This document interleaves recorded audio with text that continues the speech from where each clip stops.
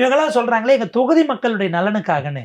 நீங்கள் எலெக்ஷனில் ஜெயிச்சு 4ஆம் தேதி ரிசல்ட் வந்தது. 5ஆம் தேதியே 4ஆம் தேதி இரவே கிளம்பி உங்களெல்லாம் எங்கள் சென்னை வர சொல்லிட்டாங்க. தொகுதி மக்களுக்கு நன்றி சொல்லவாச்சும் இந்த 15 நாள்ல நீங்க தொகுதிக்கு போனீங்களா? தொகுதி மக்களை ஜெயிச்ச பிறகு அவங்க உங்களை பார்த்தாங்களா?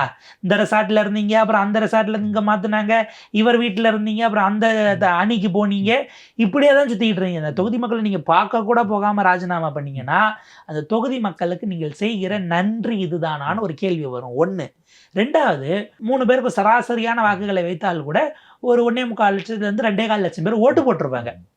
இதை ஓட்டு போட்டவர்களிடம் ஒரு வார்த்தை சொல்லிட்டு, ஏதோ காரணம் இல்லை, சொல்ல முடியாத காரணம், என்னை மன்னிச்சிருங்க அப்படின்னு நீங்கள் ஒரு வார்த்தை போய் பார்த்து சொன்னாலோ இல்லை அவங்களுக்கு தகவலை தெரியப்படுத்தினாலோ ஒரு கடிதமாகவோ ஏதோ ஒரு வகையில் நீங்கள் வெளிப்படுத்தினீங்களா? நீங்கள் ராஜினாமா பண்ணதை டிவியை பார்த்து அவங்க தெரிஞ்சுக்கணும்.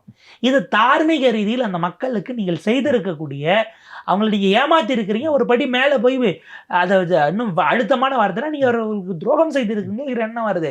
நான் எப்போ வேணாலும் ராஜினாமா பண்ணிப்பேங்க, நீங்கள் பார்த்து ஓட்டு போடுங்கன்னு தேர்தலில் நீங்கள் பேசியிருந்தீங்கன்னா பரவாயில்ல.